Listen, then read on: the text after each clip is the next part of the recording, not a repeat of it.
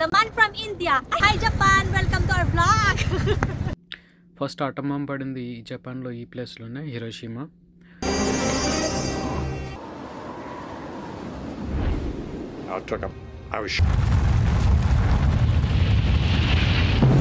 Bomb వేసినందుకు కానీ అక్కడ అంతమంది చచ్చిపోయినందుకు కానీ తనకి ఏ బాధ లేదు, హ్యాపీగా ఉన్నాడు. దానిలో నష్టపోయింది అయితే మాత్రం ప్రజలే.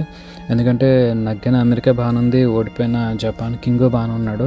కానీ ఆ అమాయక ప్రజలు దగ్గర 2 లక్షల మంది ఆటం బాంబ్ అటాక్లో పోయారు. నేను వర్క్ చేస్తున్న షిప్ ఇవాళ అలా ట్రావెల్ చేస్తూ జపాన్ వచ్చింది. Hi guys, welcome Kalyan. The man from India. Hi Japan, welcome to our vlog.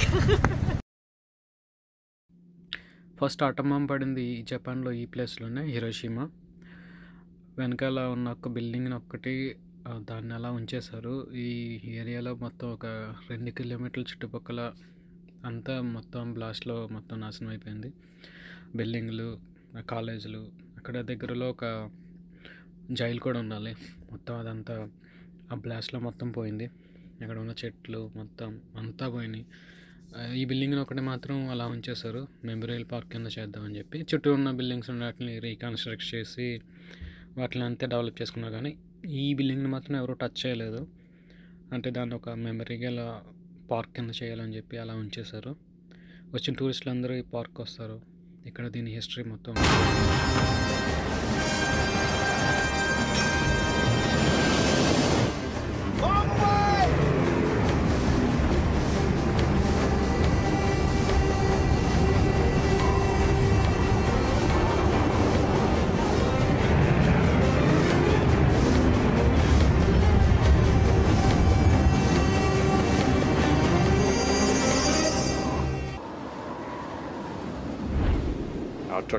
I was sure the bomb was a dud.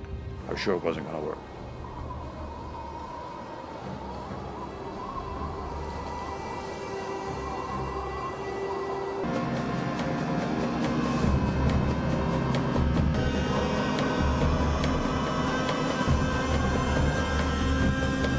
After falling for 43 seconds, the time and barometric triggers started the firing mechanism. A uranium bullet fired down a barrel into a uranium target. Together, they started a nuclear chain reaction. Solid matter.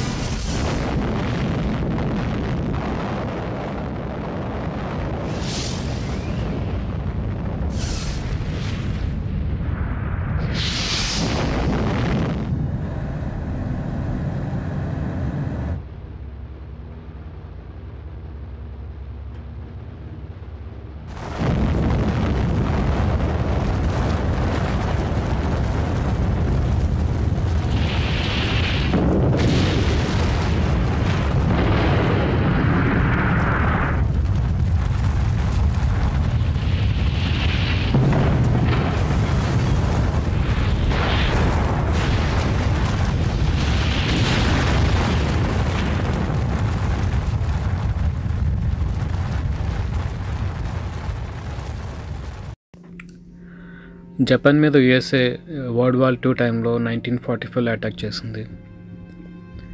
అప్పటికే యుద్ధం start అయ్యి చాలా రోజులు అయింది. చాలా దేశాలు అందులో participate చేస్తున్నాయి. అందులో మెయిన్ వచ్చి జపాన్, యుఎస్ఏ. జపాన్ అయితేనే రాబర్ట్ ఓపెన్హైమర్ అణుబాంబుని కనిపెట్టింది. ఆటం బాంబ్ లిటిల్ బాయ్ని తీసుకొని, అదే బిల్లప్ బాయ్ని తీసుకొని వాళ్ళు 3 ఫ్లైట్లో బయలుదేరాడు. 3 ఫ్లైట్లు ఎందుకంటే ఒక దాంట్లో బాంబు ఉంది, ఒక దాంట్లో ఏంటంటే ఫొటోస్ వీడియోస్ తీయడానికి ఒక ఫ్లైట్లో కెమెరామెన్ ఉన్నారు, ఫోటోగ్రఫీస్ తీయడానికి. ఇంకొక దాంట్లో ఏంటంటే బాంబు అది ఎలా పనిచేస్తుంది చూడటానికి ఒక ఫ్లైట్లో జస్ట్ ఇన్స్ట్రుమెంట్స్ ఉన్నాయి. అదేంటంటే ఫస్ట్ టైం అవుతున్నారు ఈ బాంబు, అంటే ప్రపంచంలోనే ఇదే ఫస్ట్ అణుబాంబు కాబట్టి వాళ్ళకే తెలియదు దాని పవర్ ఎలా ఉంటుంది, ఎలా పనిచేస్తుంది, ఎంత ఎలా పనిచేస్తుంది అని చెప్పి. అది చెక్ చేయడానికి ఒక ఫ్లైట్, మొత్తం 3 ఫ్లైట్లు. అయితే బాంబు వేసిన వెంటనే వాళ్ళు వెనక్కి తిరిగారు. ఆ బాంబు పైనుంచి కిందకి పడటానికి 40 సెకండ్లు తీసుకుంది. ఆ 40 సెకండ్లో వీళ్ళు 10 కిలోమీటర్ల దూరం వెళ్ళారు ఫ్లైట్లో. బాంబు బరువు వచ్చి 3 టన్నులు. 3 టన్నులు అంటే మనకి ఒక ట్రాక్టర్ వెయిట్ వచ్చి 1 టన్ వస్తుంది, అంత వెయిట్ అది 3 టన్నులు. దానికి యురేనియం వాడారు దాని లోపల బాంబ్కి మెటీరియల్ కింద. అది ఎంత పవర్ రిలీజ్ చేస్తుందంటే ఆ బాంబ్ బ్లాస్ట్ అయినప్పుడు ఆ ఒక్క బాంబ్ బ్లాస్ట్లో 80,000 మంది చచ్చిపోయారు ఆన్ ది స్పాట్. కొన్ని సెకండ్స్లో ఆన్ ది స్పాట్లో 80,000 మంది చచ్చిపోయారు. అక్కడ టెంపరేచర్ వచ్చి కొన్ని వేల డిగ్రీలు టెంపరేచర్ పెరిగింది. అక్కడ ఎవ్వరూ మిగలేదు. దగ్గరలో ఉన్న చుట్టుపక్కల 2 కిలోమీటర్ల వరకు ఎవ్వరూ ఏమీ మిగలలేదు. మొత్తం అంతా కాలిబూడిదైపోయింది. ఆన్ ది స్పాట్ 80,000 మంది చచ్చిపోయారు. తర్వాత దాని సైడ్ ఎఫెక్ట్స్ వల్ల చాలామందికి స్కిన్ క్యాన్సర్లు, కొంతమందికి చెవులు పనిచేయలేదు, కొంతమందికి కళ్ళు పనిచేయలేదు, కొంతమందికి రకరకాల రోగాలు, క్యాన్సర్ అవన్నీ వచ్చి టోటల్గా 1,40,000 మంది చచ్చిపోయారు ఆ బ్లాస్ట్లో. బాంబ్ అటాక్ తర్వాత అమెరికా మళ్ళీ జపాన్ అడిగింది ఇప్పటికైనా ఓడిపోయామని ఒప్పుకోమని చెప్పి. కానీ జపాన్ ఒప్పుకోలేదు. అయితే అమెరికా రెండో బాంబ్ అటాక్కి ప్లాన్ చేసింది. ఈసారి బాంబు ప్లూటోనియంతో తయారు చేశారు. దానికి ఇంకొక పేరు పెట్టారు ఫ్యాట్ బాయ్ అని చెప్పి, అంటే తెలుగులో బండి అబ్బాయి. దాన్ని తీసుకుని బయలుదేరారు. అయితే ఫస్ట్ వాళ్ళు వేద్దాం అనుకున్న ప్లేస్ వేరే ప్లేస్, కానీ తర్వాత అక్కడ అంత క్లైమేట్ అది సెట్ అవ్వక దాన్ని నాగసాకి అనే ప్లేస్లో వేసేయాలని చెప్పి ప్లాన్ చేసి నాగసాకిలో వేశారు. సేమ్ ముందు బాంబు లాగానే. అది ఎంత పవర్ఫుల్లో ఇది ఎంత పవర్ఫుల్. ఈ బాంబ్ అటాక్లో 40,000 మంది చచ్చిపోయారు ఆన్ ది స్పాట్. తర్వాత మెల్లమెల్లగా సేమ్ ముందులాగానే స్లోగా చాలామంది చచ్చిపోయారు. దగ్గర 150,000 మందికి చచ్చిపోయారు. ఈ వీడియోస్ అన్నీ ఆ ఫ్లైట్లో తీసిన videos.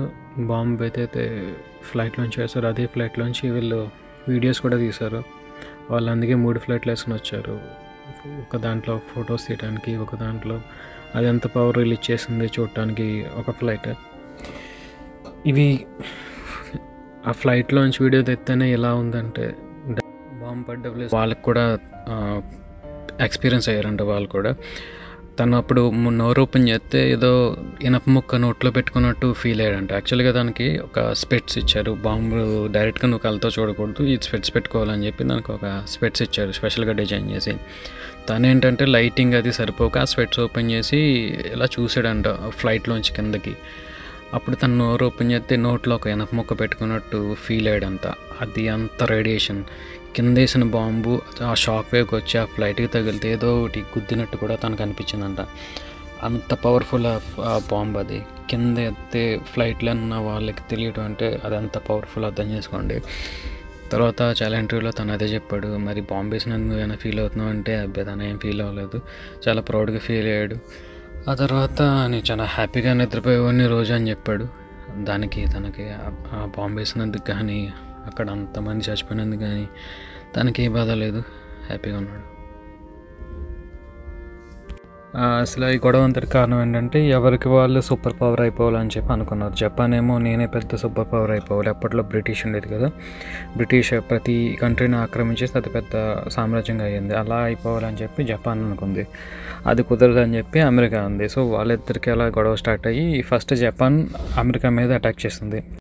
America naval base pearl harbour మీద జపాన్ అటాక్ చేసింది. అమెరికాకి సంబంధించిన navy ships, battle ships, war flights main అన్నీ ఉండేది అక్కడ పెర్ల్ హార్బర్లోనే.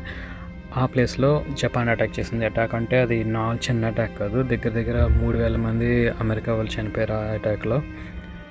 రివర్స్ అటాక్కి అమెరికాకి చాలా టైం తీసుకుంది. ఎందుకంటే ఈసారి ప్లాన్ చేస్తే చాలా పెద్దగా ప్లాన్ చేయాలి. దెబ్బకి జపాన్ ఓడిపోయాలని చెప్పి ఒప్పుకునేలా ప్లాన్ చేయాలని చెప్పి చాలా టైం తీసుకొని 4 years టైం తీసుకొని కొంతమంది సైంటిస్టులను పెట్టి ఆటం బాంబుని కనిపెట్టడానికి చాలా డబ్బులు ఇన్వెస్ట్ చేసి 4 సంవత్సరాలు టైం తీసుకొని ఆటం బాంబుని కనిపెట్టింది. ఆటం బాంబుని కనిపెట్టిన తర్వాత మెక్సికోలో ఒకసారి ట్రయల్ వేసింది. ట్రయల్ సక్సెస్ అయిన తర్వాత ఆ తర్వాత డైరెక్ట్ ఒకసారి జపాన్కి వార్నింగ్ ఇచ్చింది. జపాన్ వినలేదు. జపాన్ మీద ఆటం బాంబు ప్లాన్ చేసింది.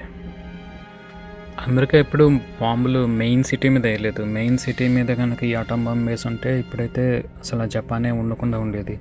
వాళ్ళు వేసింది ఎప్పుడు ఏంటంటే కొంత సిటీకి దూరంగా వేశారు, లేదంటే కొంత పోర్ట్ ఏరియాలో వేశారు తప్ప ఎప్పుడు మెయిన్ సిటీ మీద ఎప్పుడు బాంబ్ అటాక్ అయితే చేయలేదు. మెయిన్ సిటీ మీద బాంబ్ అటాక్ చేస్తుంటే అసలు జపానే ఉండదు. జపాన్ వాళ్ళకి వాళ్ళు మేము యుద్ధం ఓడిపోయామని చెప్పి ఒప్పించాలని చెప్పి అమెరికా ఇలా ప్లాన్ చేసింది.